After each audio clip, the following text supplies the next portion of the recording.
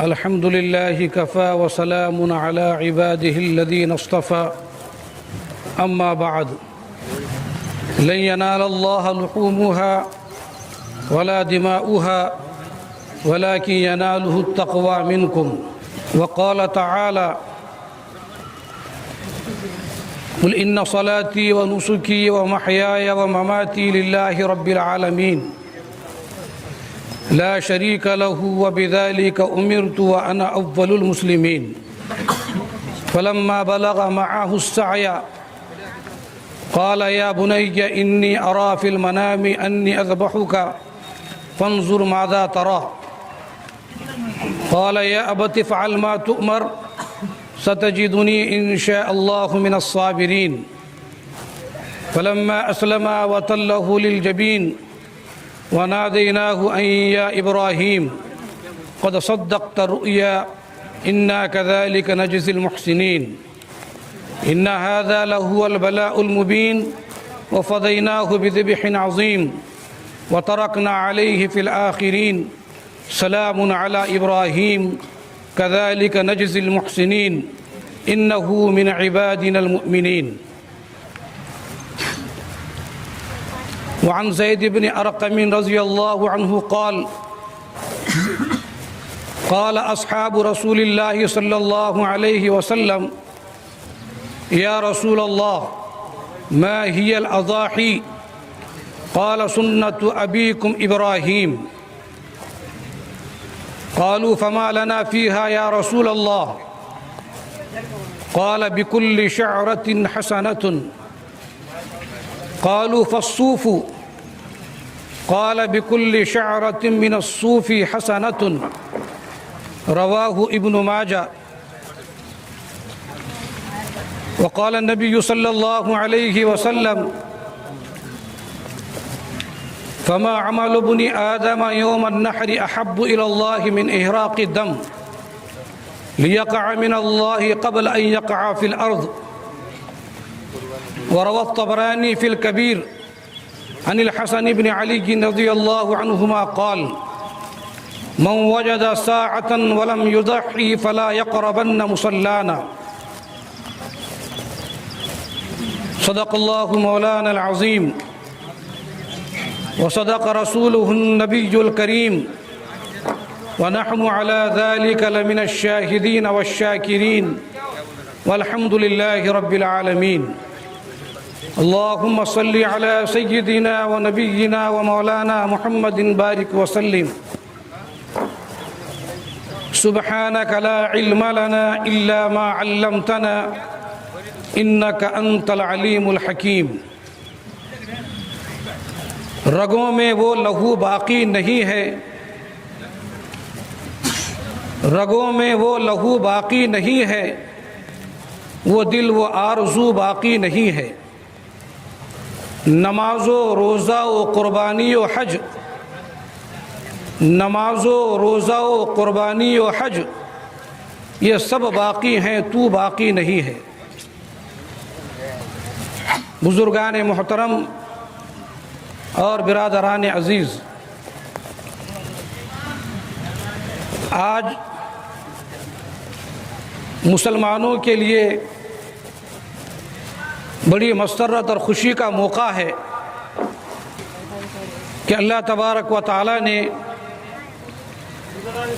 نماز عید الاضحیٰ دو گانا ادا کرنے کے لیے ہمیں یہاں پر اکٹھا فرمایا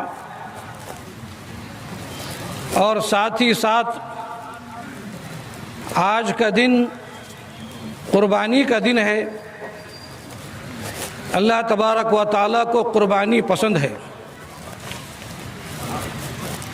ایک حدیث میں اللہ کے رسول نے فرمایا اللہ تعالیٰ فرماتا ہے کہ جو میری طرف ایک بالشت بڑھتا ہے میں ایک ہاتھ اس کی طرف بڑھتا ہوں اور جو میری طرف ایک ہاتھ بڑھتا ہے میری رحمت دو ہاتھ اس کی طرف متوجہ ہوتی ہے اور جو میری طرف چل کر آتا ہے میری رحمت دوڑ کر اس کی طرف بڑھتی ہے۔ تو آج مسلمانان عالم کے لیے بڑی مسرت کا مقام ہے کہ سب کے سب، چھوٹا ہو یا بڑا، امیر ہو یا غریب، اللہ کی طرف بڑھتے چلے جا رہے ہیں، اور اللہ کی رحمت ان کی طرف تیزی سے بڑھ رہی ہے۔ حضرت ابراہیم علیہ السلام کی زندگی ہمارے لیے نمونہ ہے، جیسے کہ اللہ کے رسول صلی اللہ علیہ وسلم کی زندگی ہمارے لیے نمونہ ہے۔ ابراہیم علیہ السلام کی زندگی قربانی سے عبارت ہے۔ آپ کی پوری زندگی اللہ کے لیے قربانیاں دیتے ہوئے گزر گئی۔ وَإِذِ ابْتَلَىٰ إِبْرَاهِيمَ رَبُّهُ بِكَلِمَاتٍ فَأَتَمَّهُنَّ قَالَ إِنِّي جَاعِلُكَ لِلنَّاسِ إِمَامًا۔ وہ وقت بھی بڑا عجیب و غریب ہے اور قابل ذکر ہے کہ جب ابراہیم کے پروردگار نے اسے چند چیزوں کے سلسلے میں آزمایا، تو ابراہیم علیہ السلام ان آزمائشوں میں، ان امتحانات میں کھرے اترے، انہوں نے اس کو کامیاب کیا۔ جب وہ امتحانات میں کامیاب ہوئے، اللہ کی آزمائشوں میں کھرے اترے، تو اللہ نے فرمایا انی جاعلک للناس اماما، میں تمہیں لوگوں کا پیشوا، مقتدا اور ان کا امام بنانے والا ہوں۔ لیکن ابراہیم علیہ السلام کے مزاج کو دیکھیے کہ آپ مارے خوشی کے کچھ اور بھی کہہ سکتے تھے، لیکن آپ نے فرمایا وَمِن ذُرِّيَّتِي، کہ یہ پیشوائی، یہ مقتدائی اور یہ عزت اور یہ فخر کی بات صرف مجھے حاصل رہے گی یا میری ذریت اور میرے اولاد کو بھی یہ چیز حاصل رہے گی؟ اللہ تبارک و تعالی نے فرمایا لا ینال عہد الظالمین، کہ جو لوگ شرک کریں گے، جو اللہ کے باغی رہیں گے، جو اللہ کے قانون کے خلاف ورزی کریں گے، جو اللہ کی شریعت کے خلاف کام کریں گے، ایسے لوگوں پر میرا یہ وعدہ پورا نہیں ہوگا۔ وَلَقَدْ آتَيْنَا إِبْرَاهِيمَ رُشْدَهُ مِنْ قَبْلُ وَكُنَّا بِهِ عَالِمِينَ، کہ ابراہیم علیہ السلام شروع ہی سے اللہ نے انہیں رشد و ہدایت اور عقل و دانائی عطا فرمائی تھی۔ اللہ تعالیٰ فرماتے ہیں ہم بخوبی اس بات کو جانتے ہیں۔ ابراہیم علیہ السلام نے شرک سے بیزاری اختیار کی، اللہ کے خلاف بغاوت کرنے والوں سے آپ نے کنارہ کشی اختیار کی۔ ما کان ابراہیم یہودیا ولا نصرانیا ولکن کان حنیفا مسلما، ابراہیم علیہ السلام نہ یہودی تھے، نہ عیسائی تھے، نہ شرک کرنے والے تھے، وہ تو اللہ کی طرف یکسو ہو کر متوجہ ہونے والے تھے۔ ان ابراہیم کان امۃ واحدہ، ابراہیم علیہ السلام اپنی ذات میں ایک انجمن تھے، ایک جماعت تھے۔ تو ابراہیم علیہ السلام کی زندگی ہم تمام کے لیے نمونہ ہے کہ انہوں نے اللہ کی خاطر، اللہ کے دین کی خاطر، اللہ کے توحید کی خاطر مار بھی کھائی، گھردار بھی چھوڑا، حتیٰ کہ لق و دق میدان میں، بے آب و گیا چٹیل وادی میں، پہاڑوں کے دامن میں اپنے بال بچوں کو چھوڑ کر وہاں سے چلے گئے۔ ایک وقت تو ایسا بھی آیا کہ اپنے بچے کو آپ نے اللہ کے خاطر ذبح کرنے کا ارادہ کر لیا۔ تو ابراہیم علیہ السلام نے اپنی ساری زندگی اللہ کے دین کی خاطر قربان کر دیا۔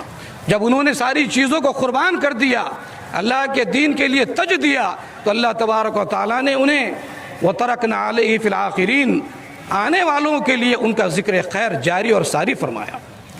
دنیا کا کون سا ایسا مذہب ہے کہ جو ابراہیم علیہ السلام کو بڑا نہیں سمجھتا؟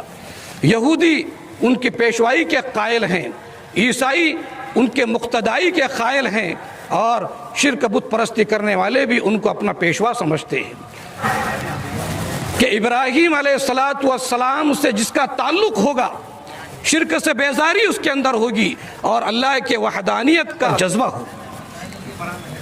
آج بتان رنگ و خو لے کر ہم اپنے اندر بیٹھے ہوئے ہیں، ہمارے دل کے اندر چھپا ہوا شرک، کیا تکبر ہمارے اندر نہیں ہے؟ کیا دوسروں کی حقارت ہمارے اندر نہیں پیدا ہوتی ہے؟ کیا غریب، بیوہ، مسکین، یتیم، بے سہارا کو دیکھ کر ہمارے دل کے اندر نرمی پیدا ہوتی ہے؟ کیا کسی پریشان حال کی ہم مدد کرنے کے لیے تیزی سے آگے بڑھتے ہیں؟ اگر یہ نہیں ہے تب جا کے مومن کامل ہے، اور اگر یہ سارے امراض، یہ ساری بیماری اگر ہمارے اندر ہے تو پھر ہم کامل درجے کے مسلمان نہیں ہیں۔ کہ ابراہیم علیہ السلام سے قریب ترین لوگ وہ ہیں کہ جو ان کی بات پر عمل کرتے ہیں، ان کی زندگی کو اپنے لیے اسوہ اور نمونہ بناتے ہیں۔ آج قربانی کا دن یہ ابراہیم علیہ السلام کی یادگار ہے۔ اللہ تبارک و تعالیٰ نے حضرت ابراہیم علیہ السلام سے جب قربانیاں لی، پھر فرمایا اتخذ اللہ ابراہیم خلیلا، کہ اللہ تبارک و تعالیٰ نے ابراہیم کو دوست بنا لیا۔ اگر ہم اللہ کے قانون پر چلتے ہیں، رسول اللہ صلی اللہ علیہ وسلم کے بتائے ہوئے طریقے کے مطابق زندگی گزارتے ہیں، تو اللہ تبارک و تعالیٰ انسانوں کو دوست بنا دیتا ہے، جیسے ابراہیم علیہ السلام کو دوست بنایا۔ قربانی کی روح کیا ہے؟ قربانی کا تقاضا کیا ہے؟ قربانی جب ہم کرتے ہیں اور جانور کے گلے پہ چھری چلاتے ہیں، یہ تو ظاہری قربانی ہے۔ پہلے زمانے میں قربانی کی قبولیت کی علامت یہ ہوا کرتی تھی کہ آسمان سے ایک آگ آتی تھی تھا، جلا کر بھسم کر دیتی تھی۔ یہ علامت ہوتی تھی کہ قربانی قبول کر لی گئی۔ یہی معاملہ حابیل اور قابیل کے ساتھ پیش آیا کہ حابیل کی قربانی قبول کی گئی اس کے خلوص للہیت کی وجہ سے، اور قابیل کی قربانی کو رد کر دیا گیا اس کی بدنیتی کی وجہ سے۔ لیکن شریعت محمدی کے اندر اللہ تبارک و تعالیٰ نے کتنا عظیم احسان فرمایا۔ اللہ ہمارے جانوں کے لینے کے خواہش مند نہیں ہے، ان کو ہمارے مالوں کی ضرورت نہیں ہے، انہیں ہماری طاقت کی ضرورت نہیں ہے۔ ان اللہ قوی عزیز، وہ تو طاقتور ہے اور زبردست ہے۔ ان اللہ لا ينظر الى اجسامکم ولا الى صورکم ولکن ينظر الى قلوبکم واعمالکم۔ اللہ کو نہ تمہارے جسموں کی ضرورت ہے، نہ تمہاری شکلوں اور صورتوں کی ضرورت ہے، وہ تو تمہارے دلوں کے خلوص اور تمہارے اعمال کو دیکھتے ہیں۔ لن ینال اللہ لحومها ولا دماؤها ولکن ینالہ التقوی منکم۔ یہ جو تم قربانی کرتے ہو اور اکڑتے ہو کہ ہم نے قربانی کی ہے، میں نے اتنے لاکھ کا بکرا ذبح کر دیا ہے، میں نے اتنا موٹا جانور اللہ کے لیے قربان کر دیا ہے، تم لوگوں کو بتاتے پھرتے ہو، جانور کو گھماتے پھرتے ہو اور دکھلاوا کرتے ہو، یاد رکھو اللہ تک نہ اس کا گوشت پہنچتا ہے، نہ اس کا خون پہنچتا ہے، اس تک تو تمہارا دل کا تقوی اور دل کی پرہیزگاری پہنچتی ہے۔ ایک طرف اللہ تبارک و تعالیٰ نے ہمیں حکم دیا کہ ہم قربانی کریں، یہ اللہ کا حکم ہے، اور قربانی کرنے پر ثواب عطا کیا جاتا ہے جبکہ خلوص للہیت کے جذبے کے ساتھ ہو۔ جب جانور قربان ہو جاتا ہے تو اس کو اوپر سے آگ آ کر بھسم نہیں کرتی، کوئی بجلی اس پر نہیں گرتی، بلکہ اللہ تبارک و تعالی تمہاری قربانی کو تمہیں ہی کھلاتے ہیں۔ یہ کتنا عظیم احسان ہے کہ اللہ تمہارے مالوں کو لوٹنا نہیں چاہتے۔ یا ایھا الناس انتم الفقراء الی اللہ واللہ هو الغنی الحمید۔ اے انسانوں، تم اللہ کے گھر کے بھکاری ہو، اور اللہ تبارک و تعالیٰ تو قابل تعریف ہے، بے نیاز ہے۔ اللہ الصمد، اللہ بے نیاز ہے۔ اس قربانی کے موقع پر جب ہم قربانی کے جانور کے گلے پر چھری پھرا رہے ہوں اس وقت ہمارے ذہن و دماغ کے اندر یہ بات ہونا چاہیے کہ ہم اپنے خواہشات پر چھری چلا رہے ہیں، اپنے جذبات پر چھری چلا رہے ہیں۔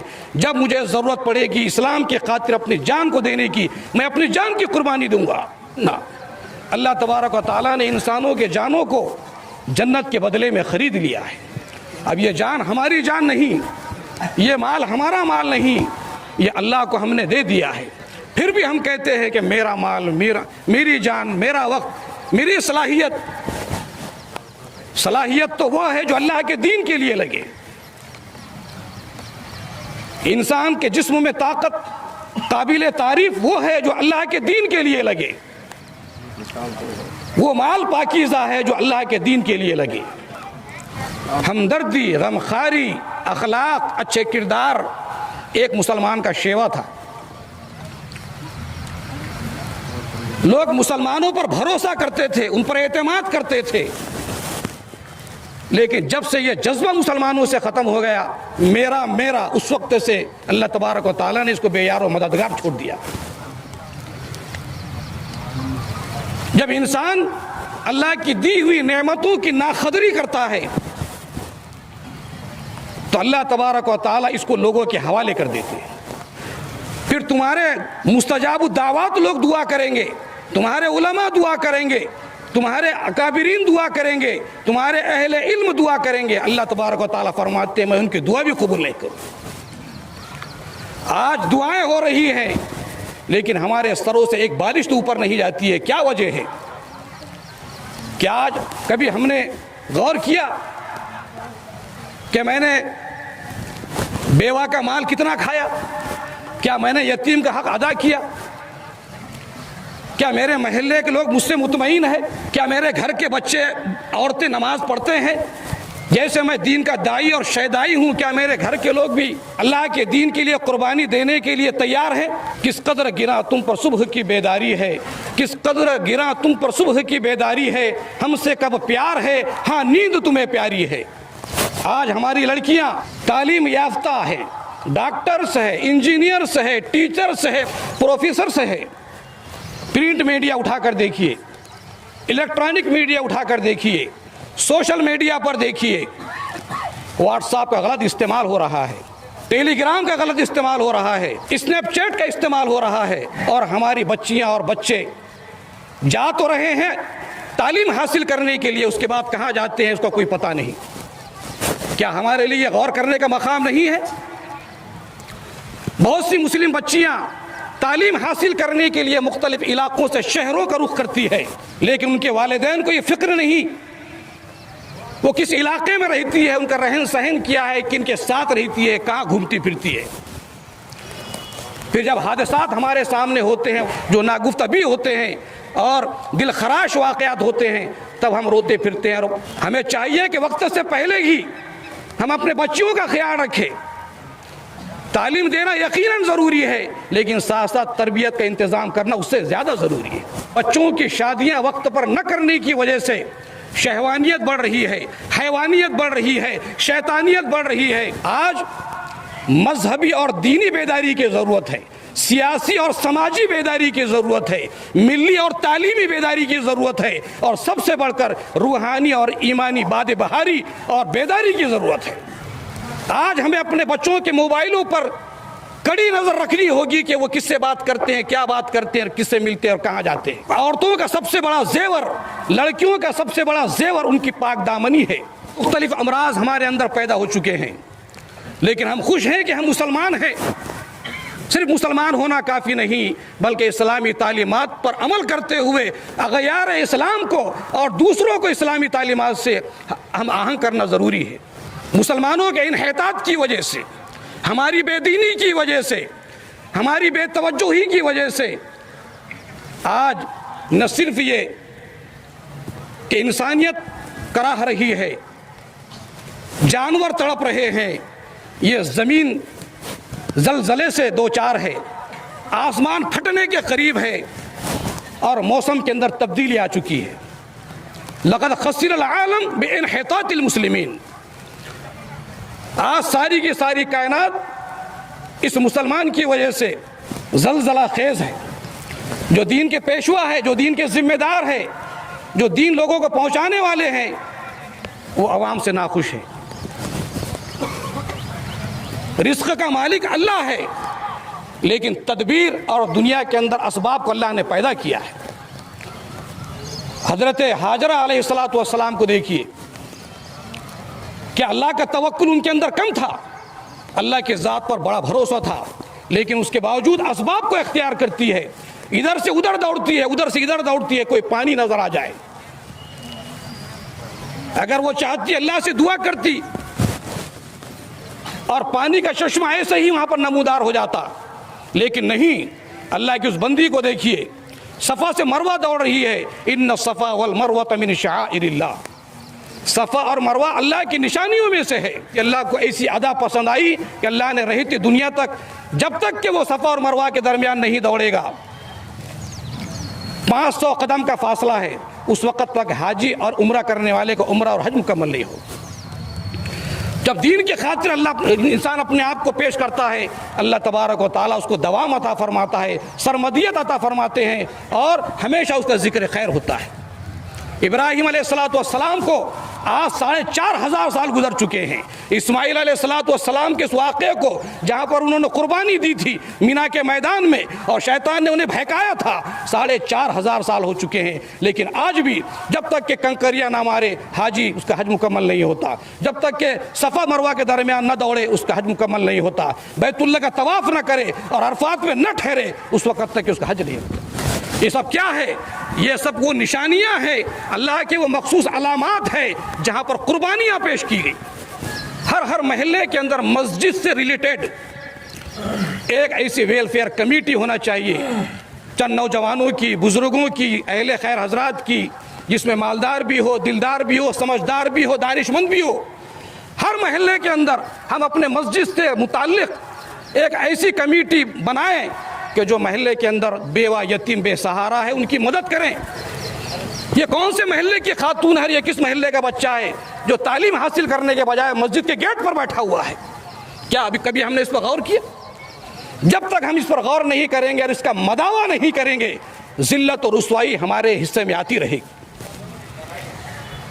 محلے کے اندر کون پریشان حال ہے، کس پر ظلم ہو رہا ہے، کون ظالم ہے، یہ کمیٹی اس کو روکے، ظلم سے روکے، غریب کی مدد کرے، تعلیم پر خرچ کرے، اور سماج کے اندر پھیلی ہوئی بے حیائی اور برائیوں پر نظر رکھ کر اس کو دور کرنے کی کوشش کرے۔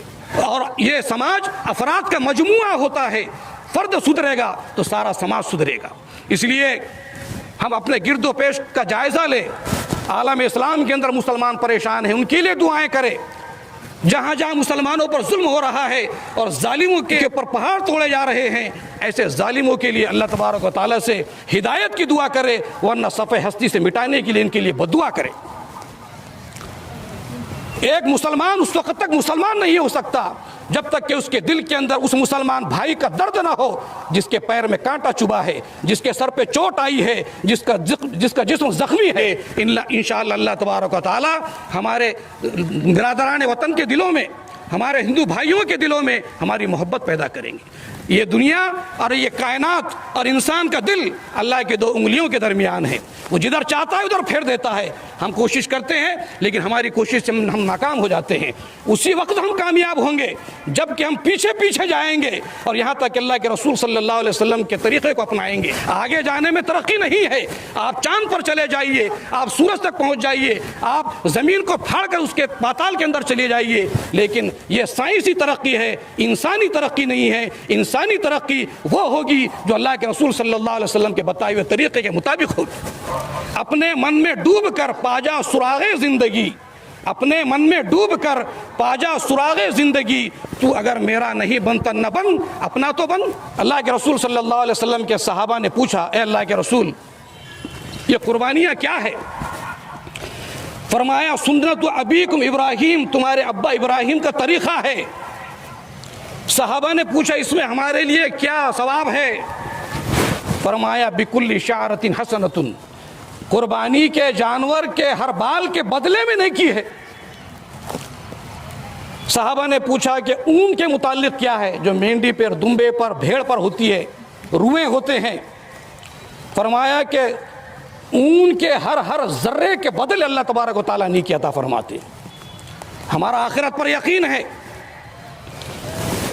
ہم اللہ کو ایک ماننے والے ہیں، ہمیں اس کا یقین ہونا چاہیے کہ ہر بال کے بدلے ہم کو نیکی مل رہی ہے۔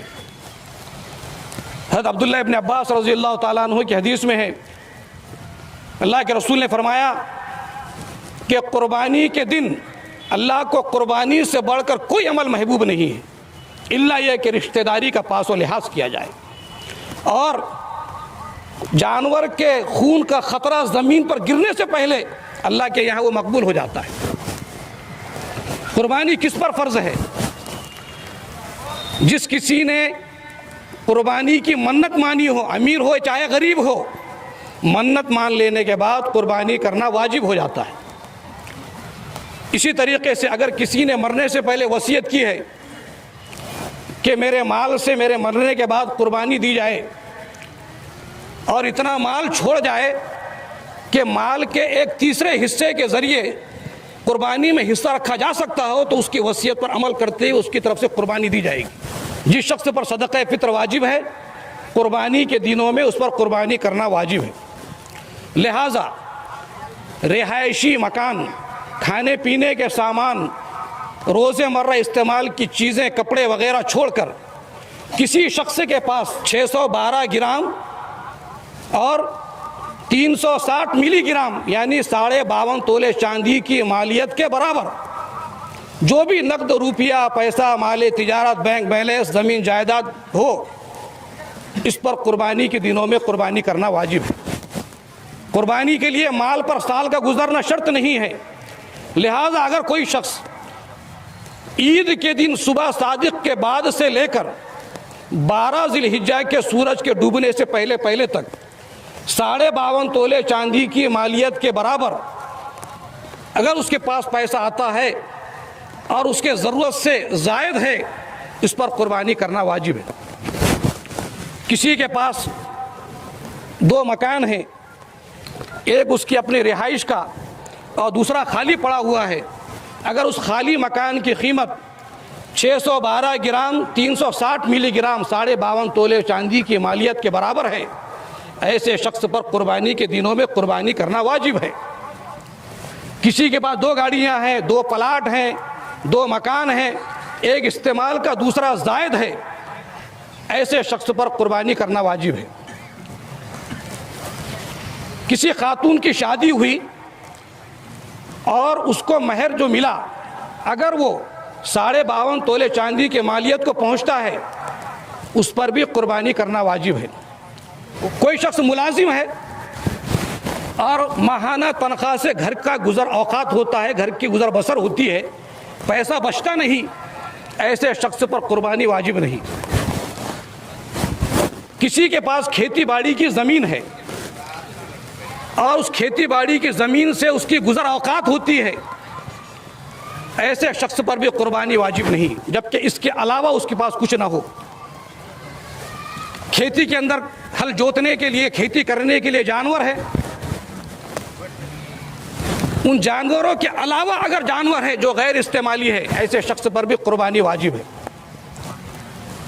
ایک شخص صاحب نصاب نہیں اور نہ قربانی اس کے اوپر واجب تھی، شوق سے جانور خرید لیا تو اب قربانی کرنا واجب ہو جائے گا، اب اس کو فروخت نہیں کر سکتا۔ کوئی مسافر ہے اگرچہ مالدار ہے، اس کے اوپر بھی قربانی واجب نہیں جب تک کہ وہ 15 دن کسی جگہ پر قیام کا ارادہ نہ کرے۔ مجنون یا نابالغ بچہ اور بچی ہے، اگرچہ مالدار ہے لیکن ان کے اوپر بھی قربانی واجب نہیں۔ قربانی کے دن کون سے ہیں؟ 10 ذی الحجہ سے لے کر 12 ذی الحجہ کے سورج کے غروب ہونے تک۔ اس میں پہلا دن زیادہ افضل ہے، دوسرا اس سے کم اور تیسرا اس سے کم۔ شہر میں نماز عید الاضحیٰ سے پہلے کسی بھی جگہ پر عید الاضحیٰ کی نماز ہو، عیدگاہ میں ہونا شرط نہیں، شہر میں نماز عید الاضحیٰ سے پہلے قربانی کرنا صحیح نہیں۔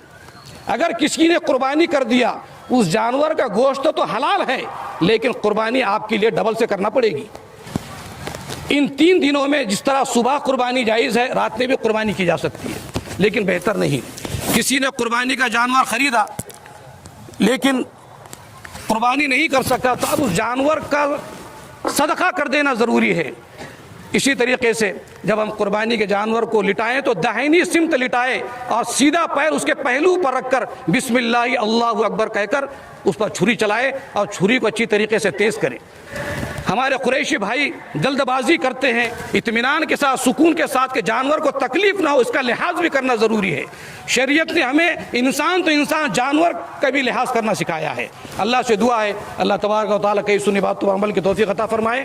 وآخر دعوانا ان الحمد للہ رب العالمین۔